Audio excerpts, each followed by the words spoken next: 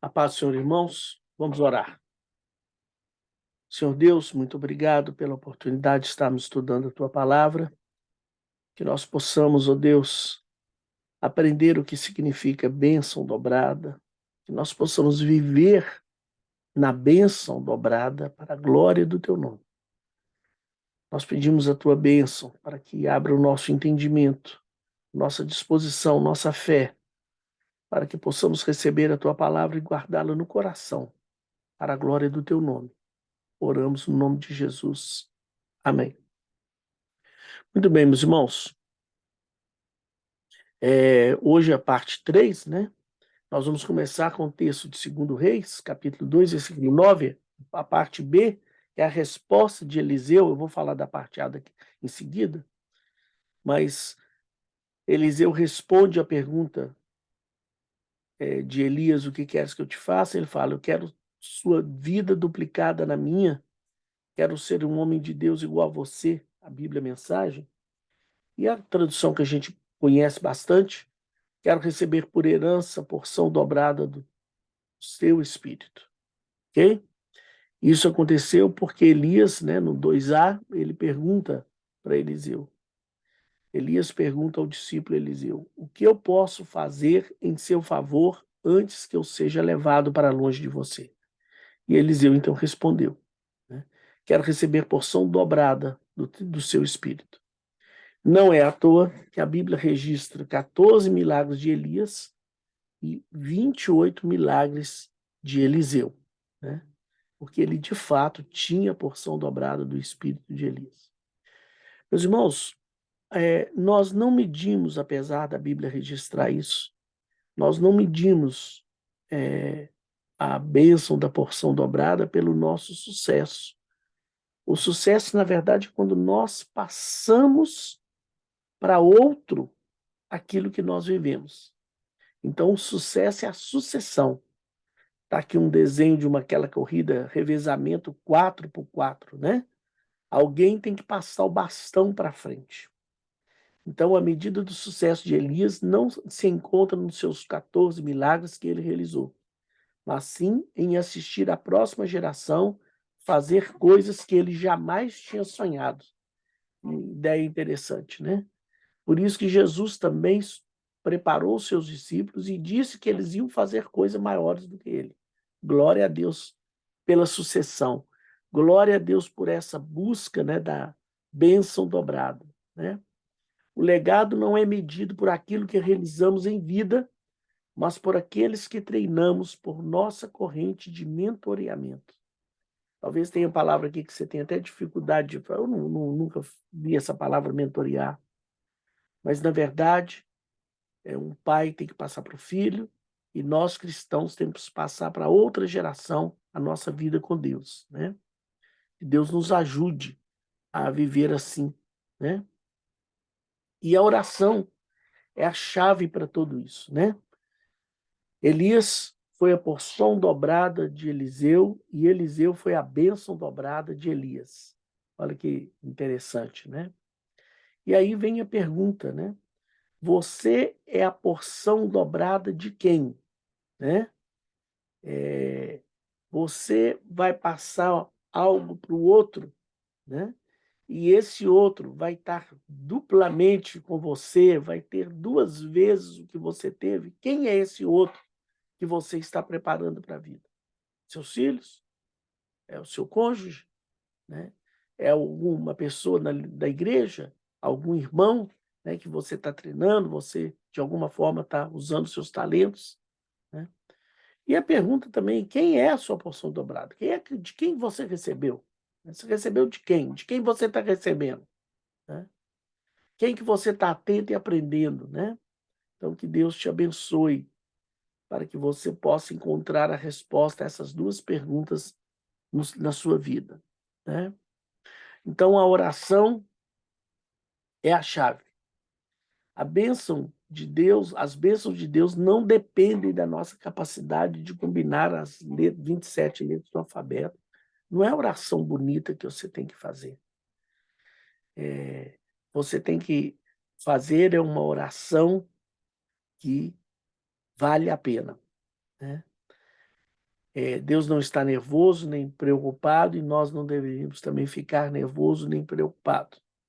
Nós devemos saber que Deus não vai responder 100% das nossas orações. Por isso, precisamos pedir da melhor maneira que conseguirmos, para a glória do nome dele. E Eliseu pediu da melhor maneira que podia. O que você quer que eu te faça? Eu quero a porção dobrada do teu espírito.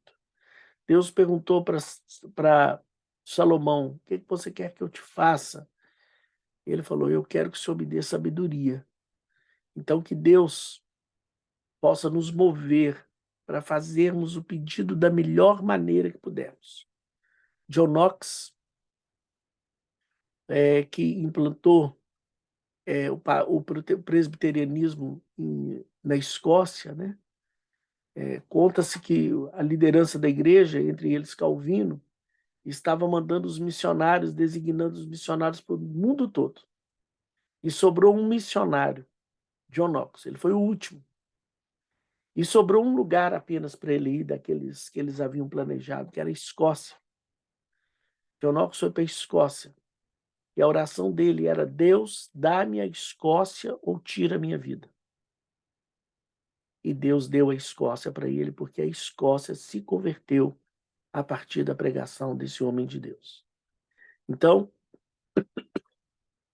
eu quero que você hoje compreenda que nós não sabemos orar, não oramos da maneira correta, mas podemos melhorar e pedir da melhor maneira que pudermos, para a glória de Deus. Ok? 2 Reis 2:10, o versículo seguinte, Elias responde a Eliseu, dura coisa você pediu, dura coisa pediste. Porque a bênção de Deus é tudo, meu irmão, menos amuleto.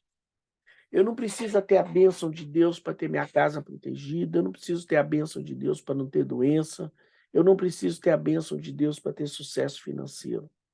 Eu preciso da bênção de Deus, mas eu preciso entender que ela não é um amuleto de sorte, como os ateus fazem. É impossível merecê-la. Nós não podemos dizer eu ganhei essa bênção porque eu mereço. Nós recebemos ela pela graça de Deus. Mas nós também precisamos trabalhar para alcançá-la. Olha que interessante. Eu não a mereço, mas eu preciso trabalhar para alcançá-la. O sucesso é resultado de sacrifícios que os outros não estiveram dispostos a fazer. É isso mesmo. Então, olhando assim de uma forma geral, algumas pessoas não fizeram porque não quiseram pagar o sacrifício. Aquele que pagou o sacrifício, esse obteve o sucesso. Né? Deixa eu diminuir aqui. Pronto. Muito bem. Então, olha essas frases aqui sobre oração. Deus honra orações ousadas porque as orações ousadas honram a Deus. Tem um errinho aqui, eu vou corrigir. O que quer dizer isso? Que quando nós oramos de maneira ousada, como eu falei de John Knox, como eu falei de Sansão, de Ana, Salomão, né?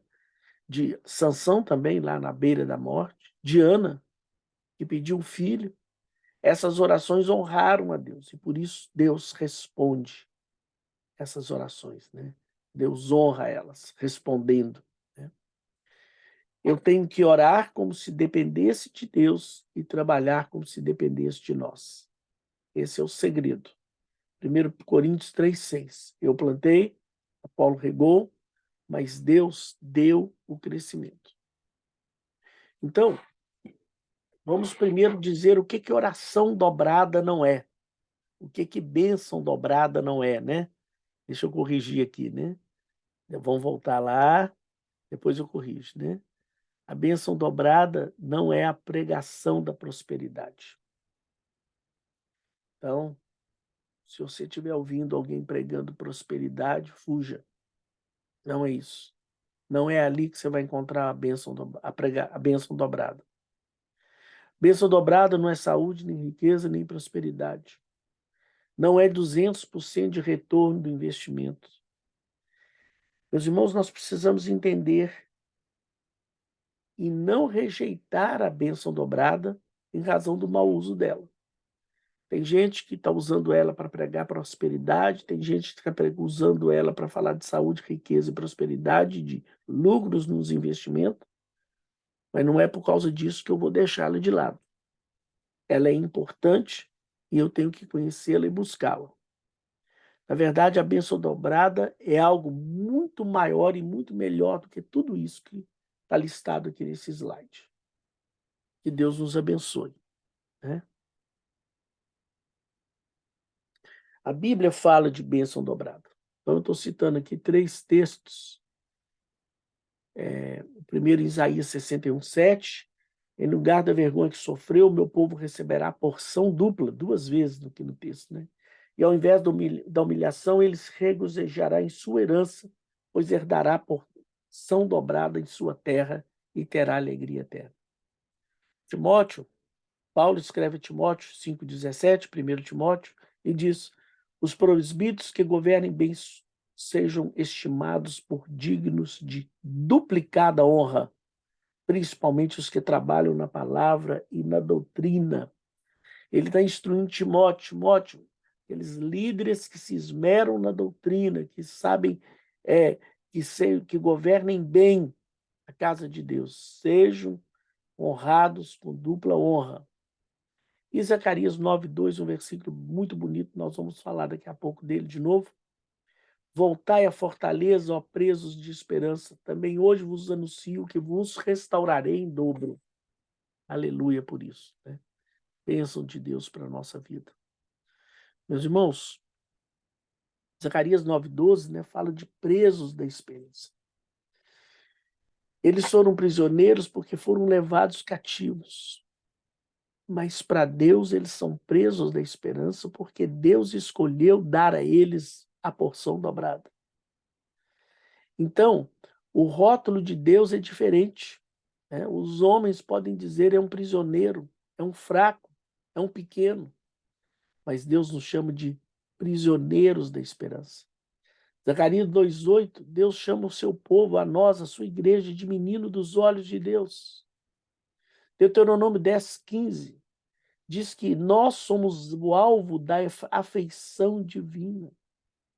Romanos 8 diz que 8:37, 38 diz que nós somos mais do que vencedores em Cristo Jesus.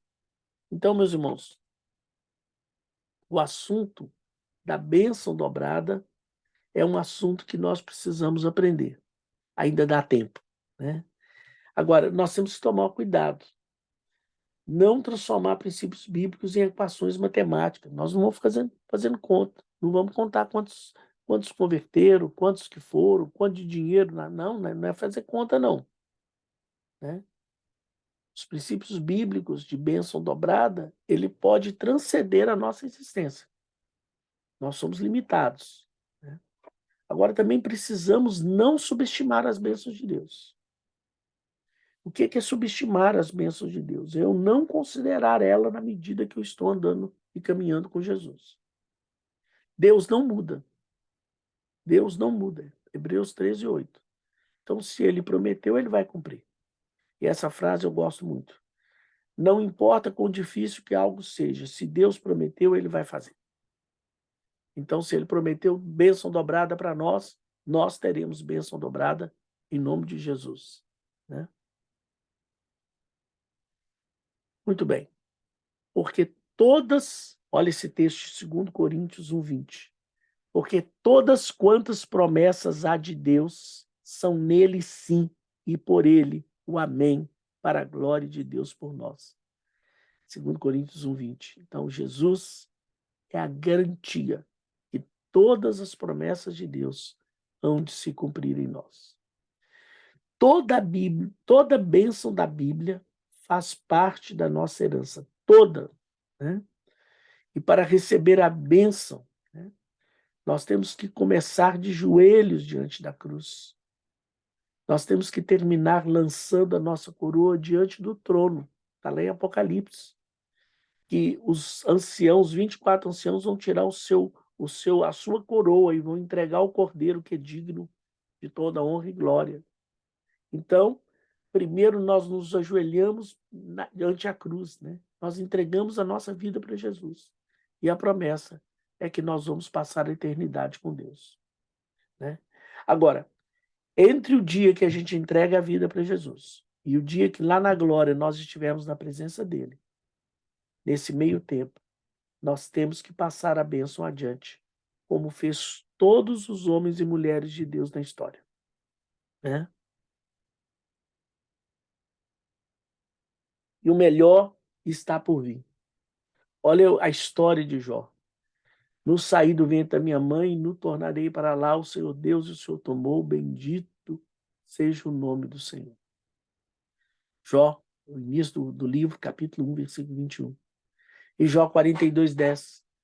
E o Senhor virou o cativeiro de Jó, quando orava pelos seus amigos, e o Senhor acrescentou em dobro a tudo quanto Jó antes possuía. Glória a Deus por isso. Não é fácil encontrar, né, a restauração como Jó encontrou, tão difícil na vida dele, né? Vendo seus filhos partirem, vendo tudo que ele tinha, vendo sua saúde, mas ele experimentou a restauração de Deus e não é fácil encontrar o novo normal depois da perda.